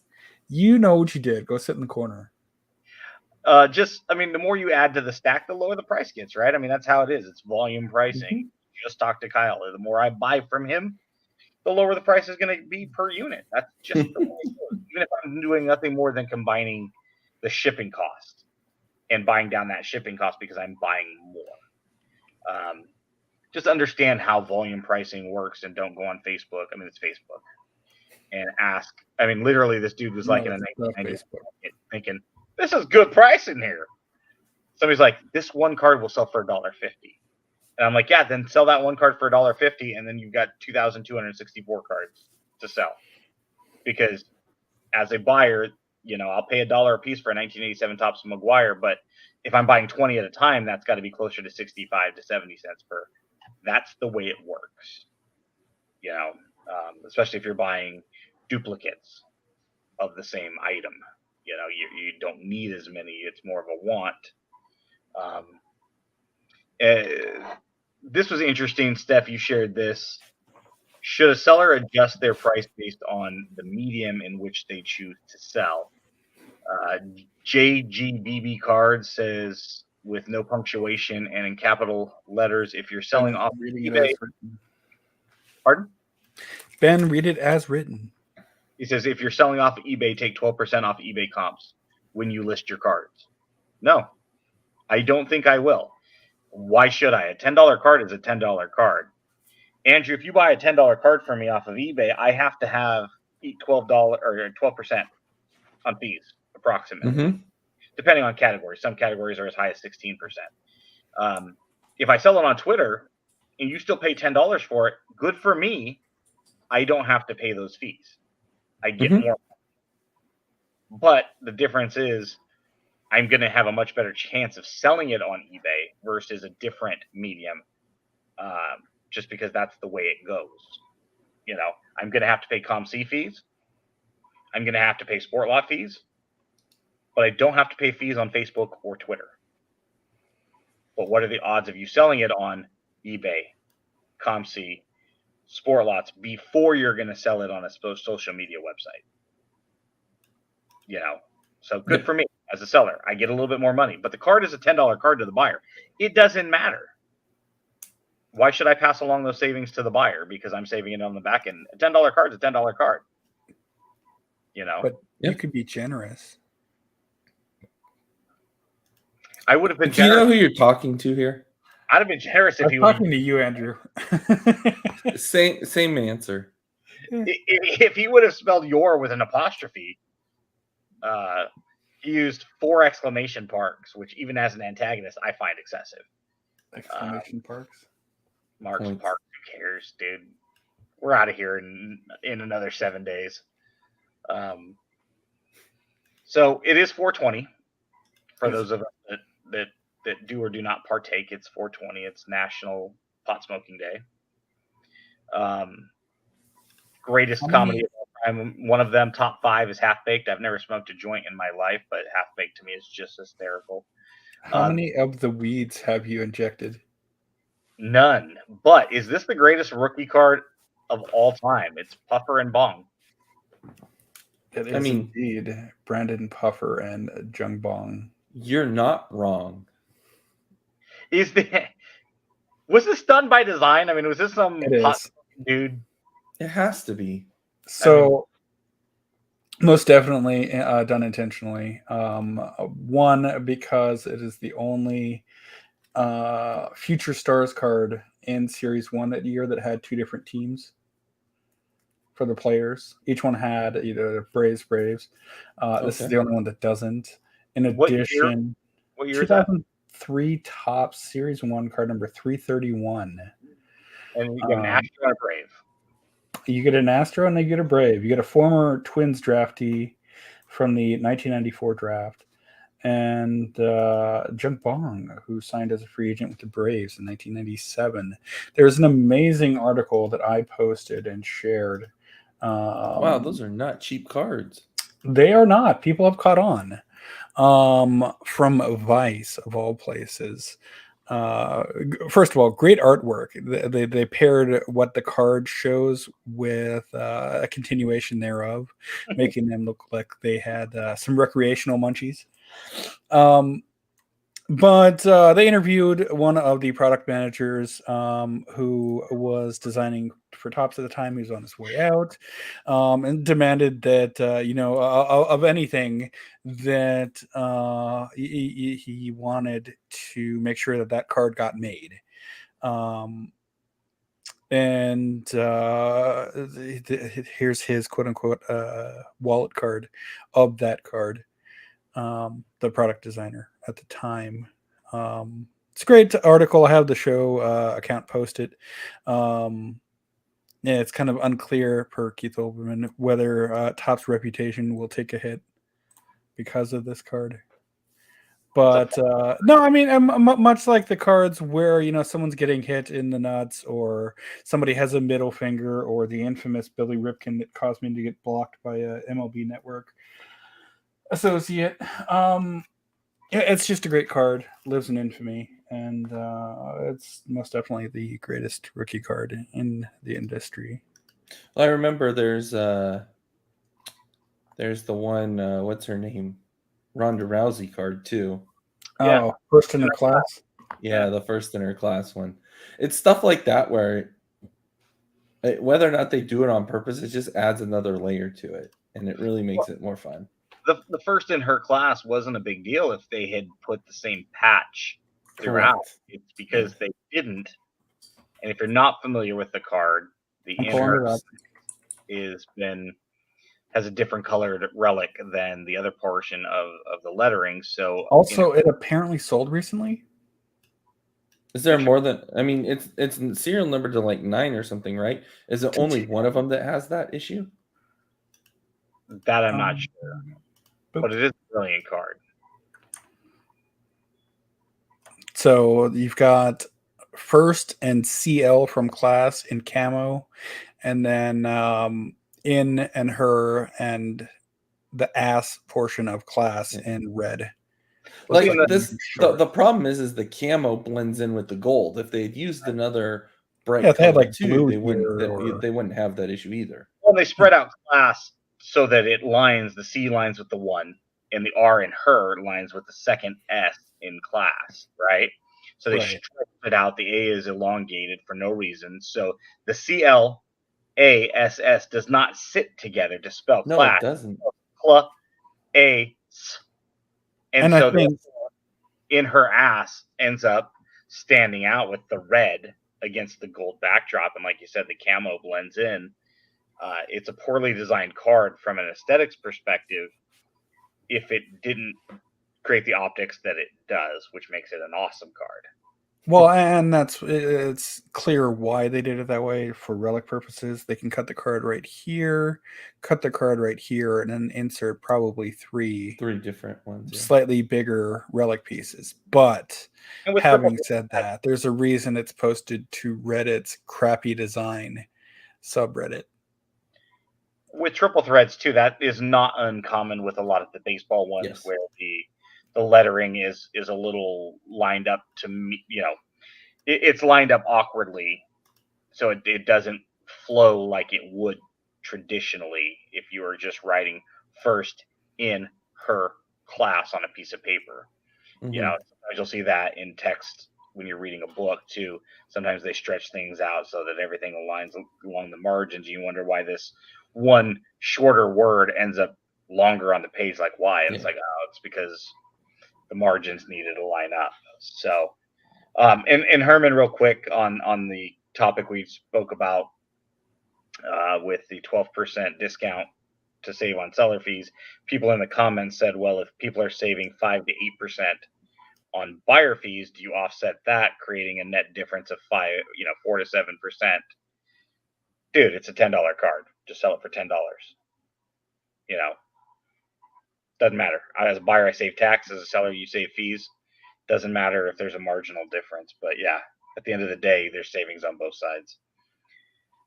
This one was posed a while back by Steed Cards. If the hobby were to elect a president, who would it be? Me. So who would you guys elect and why? Would a board of directors be better than a single governing body? Should we have a Congress? Some familiar names who did get votes in that thread was Suze, Eric at those back pages, Ivan at Watch the Breaks, Card Purchaser. I got a couple of votes, although I'm sure I'd be assassinated in the hobby same day, or at least by the end of the week. Depends on when elections were. Who would you guys elect as a single president? What do you guys think if a governing body or a Congress would be a better idea for just the way it's designed in this hobby? Much like the last several elections that I've been, really ever since I was capable of voting in the general election for the president, I've always written myself in. Angela's always voted for me, and previously Mom had voted for me. So I got 3 votes each of the last.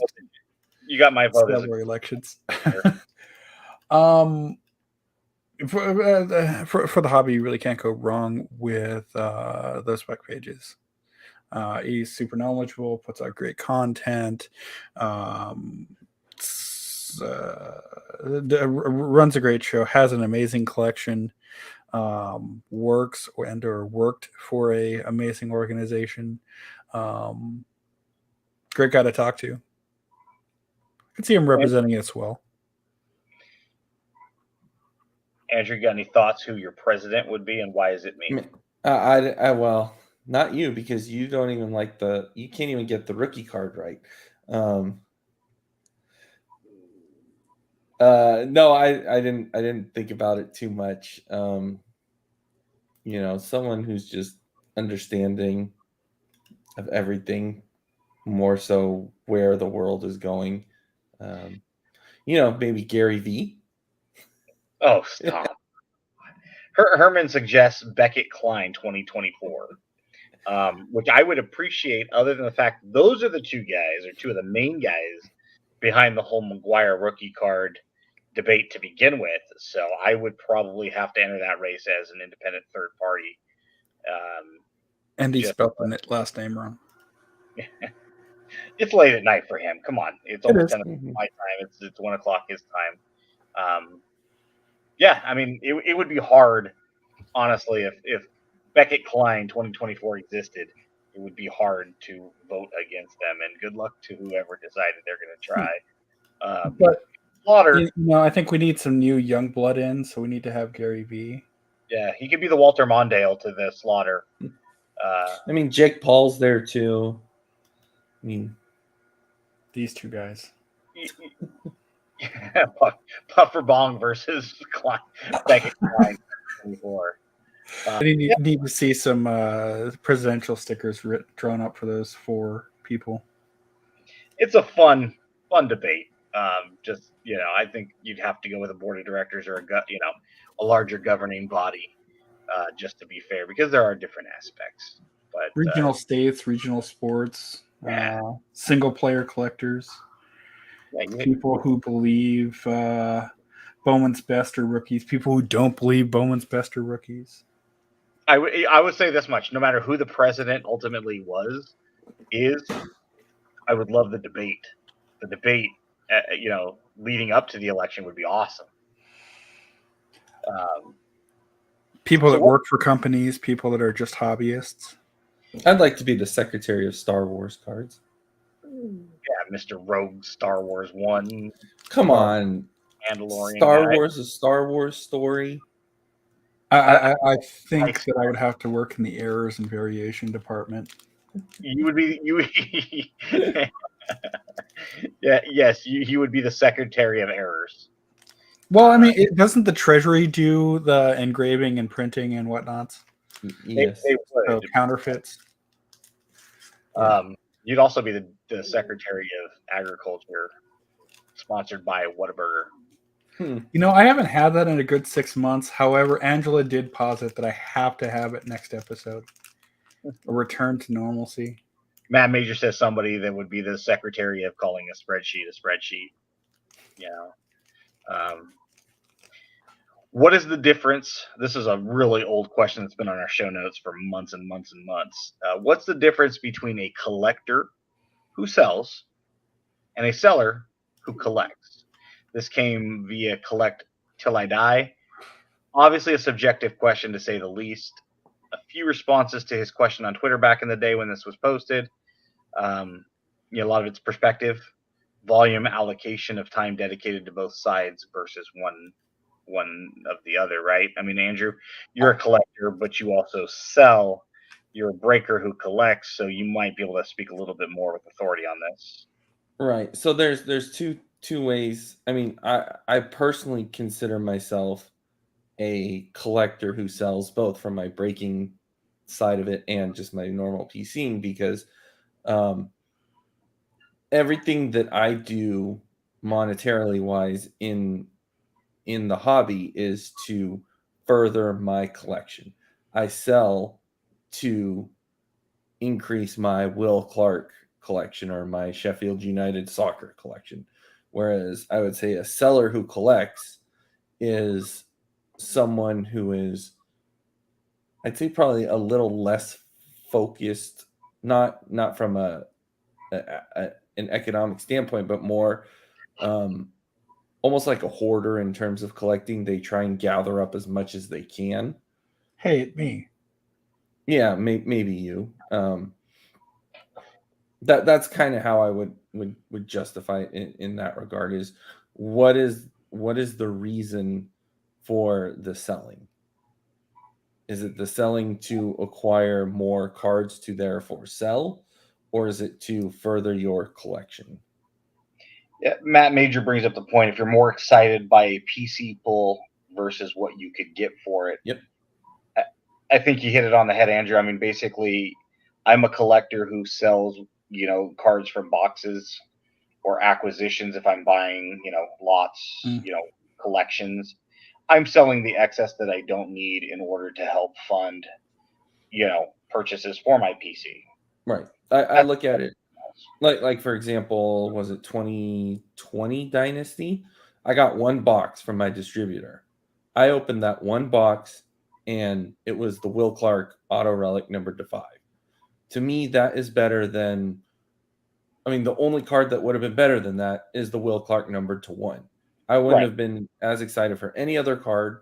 The fact that I pulled the Will Clark, who was my PC, in literally the only box that I got, to me is what drives me to open cards. Yeah, I mean, and that's not to criticize someone who is a seller who collects. There's nothing wrong with doing it either way. That's just how I would justify it.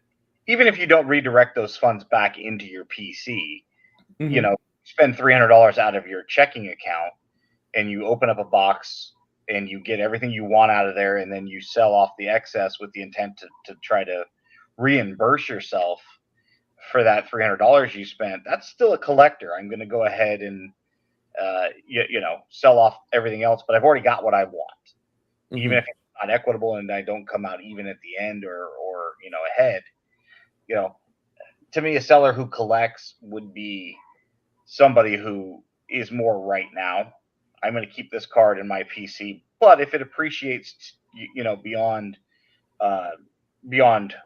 normal reason, and now it motivates me to offload it, I'm not as tied to it. I mean, if I offered you X amount of dollars, Andrew, if I offered you right now $10,000 for your Will Clark collection, would you take it?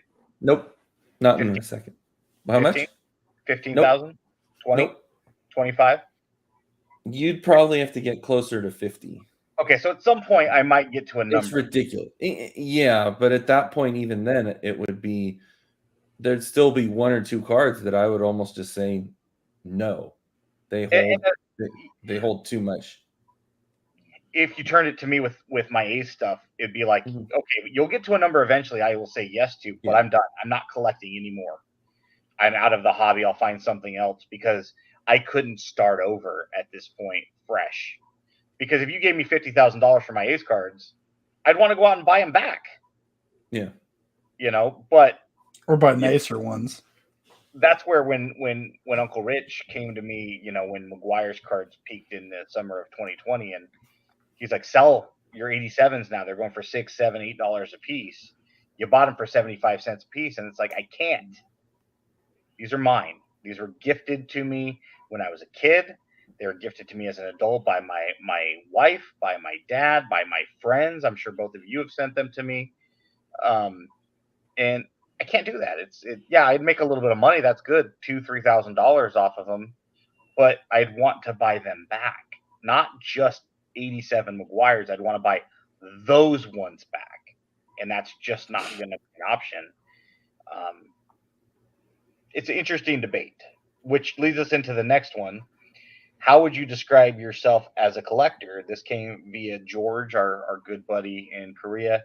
KBO Collections, he had a poll. Are you focused, unfocused, player obsessed, or do you sniff relics? Yes. All of them? No, I definitely am super focused on the majority of my Twins collection. I am player obsessed for individual players, but also I'm not gonna lie, I do like the texture of brand new relics. Bat jersey doesn't matter. I think you're right, Steph. I think it's all right. I mean, we're focused. We know what the three of us individually collect. Most collectors know what they collect, but you're also unfocused because, oh, look, something new and shiny that might distract us. Now I need that. I found myself 2021 big league. Yeah, I've started collecting more McGuire with the Cardinals, and I've picked up the turn back the clocks of McGuire with the Cardinals and Canseco with the Rays, which goes outside of what I would say I am. Player obsessed, yes. I sniff relics. Yeah, we're all like in this hardcore. I mean, maybe we don't sniff the relics, but you're that dedicated to your PC, in other words, to where, it's kind of a fun. Normally, there'd be no reason for me to have that. However, now I am player centric on that one card. I would say I'm extremely focused in that I have 3 collections. I'm working on a 4th, but if I dive into the collection, I'm going for it all. I don't go halfway. I don't try and just get, I'm just gonna get the first 10 years of someone. No, if I'm getting their cards, I'm getting them all, or I'm gonna keep trying until they turn up. Just because that's the OCD in me, and that if I don't finish something, I haven't collected it. And to be honest, if there's any new collectors, don't do that because it'll drive you mad. It's easy to fall down a rabbit hole. Oh, it's ridiculous. Yeah. It's ridiculous. This last question for the night, really, we had intended at one time. I had a couple private conversations with Mike Biggins, Big's Daddy Cool, on this subject. Big Z probably begs a Steph, perhaps maybe in the upcoming weeks and months, maybe we can get together a couple of people and do like a weekend show for an hour to discuss this topic alone. But the post-mortem plan, I mean, all of us are not to get too dark at the end of the show, but at some point we're all going to pass on. And what happens with our cards? You oldens are definitely. Must they Science create can advance. I could live forever. It could. But with my family history, but someday one of us, we're going to pass along. What do we do with our cards? Do we tell our significant others now what we paid for them, or what we would like to let them believe we paid for them? But I think it's a question that we all should ask ourselves individually when we're getting together. As you get older, you start to get into that living will and the living trust and where my finances and what happens to these cards. Because if something happened to me tomorrow, I mean, I did suffer a stroke back in November. I mean, if that was my last day on Earth, my wife Heather is going to have to deal with this. And as organized as I am, she's not aware of what all this stuff is. She'd have to call one of you two guys or Shep, because he's local to us, that could walk her through liquidating some of this. And of course, now Shep is a huge asset to her because he has the LCS, which he could liquidate some But of does that. he have time to help you out? Well, to help her out. And that's the thing is, seriously, that would be a conversation. Would you have time? If something happened to me, could you help Heather either He would. He'd make time. liquidate them as a whole? But that's something Ben has. He's got Shep. Heather would have him to rely on locally. How many collectors have a local person, have somebody that they could rely on to help liquidate this stuff in the event of an unfortunate passing? We know we've lost some friends over the last few years in the hobby. It's what happens to their collections and how beneficial financially could it be for the family who might be short of money to be able to offload this for some quick cash. It's just might be something for all of us to think about, on our own. And maybe Steph, maybe in a month or two, we can get together some people and have a longer, conversation on this. What are some ideas and options? But any quick thoughts on that, guys? I mean, I personally have my cards, for the most part, organized in that all the autographs, all the numbered parallels, all the relics are all sitting in their own box. And so my wife at least knows, hey, those are where all the quote good cards are. So if she does, if something were to happen, she at least knows at least those ones need to be looked at. Now, she also knows that there are a few people who I talk to and that she knows who would probably, like you have Shep in your case, who'd be at least willing to come, not take advantage of her, kind of thing. Well, in this day and age in Zoom, it's not like she couldn't call me if I'm still around. Yeah. People that wouldn't be doing wrong by her, that can, Right. give open, honest, transparent, and a lot of it's not even the value. What could you get for this? I could get $20,000, but how do we get that money into your bank account right now or soon, 30 days, Right. 60 days out? Or which ones are the most valuable to him that he would want, like my daughters, to have? Example. Haley needs that 1 out of 5 because it's got a backstory. Yeah. Important ad. So, see, and that's where I'm kind of in a unique position, in that Angela does know what most of these things are. Mm-hmm. Generally has a good idea of value and worth. And outside of the twins collection, anything else can go besides the Ruth, because I don't want to be ruthless. But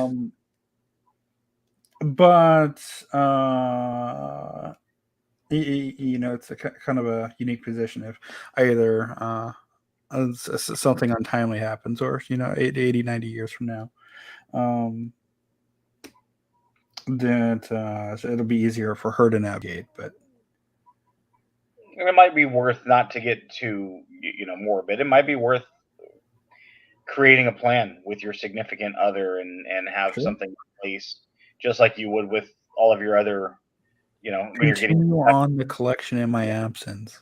Yeah, your ducks in a row is, hey, call Ben or Steph. Here's their number.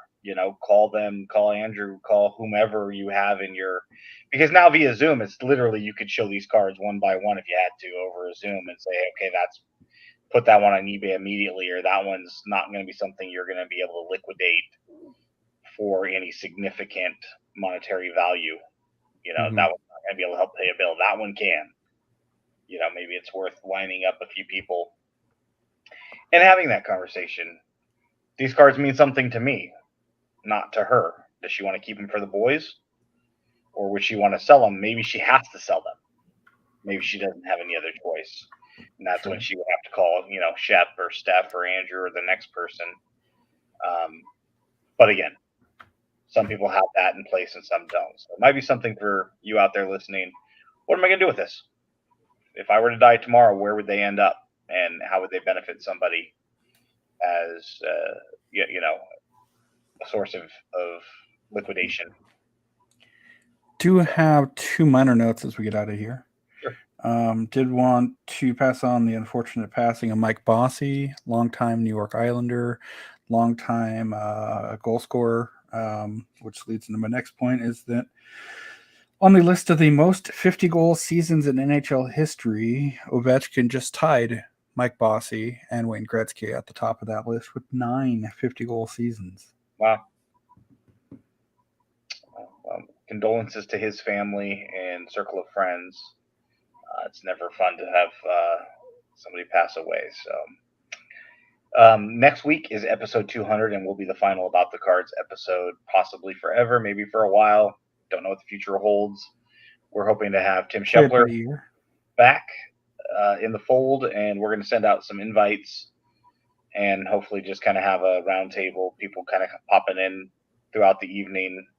Probably run from 8 to 10 like normal, about a 2-hour show, and just kind of share some thoughts. So this will be the last episode for now that's going to have this structure of format show.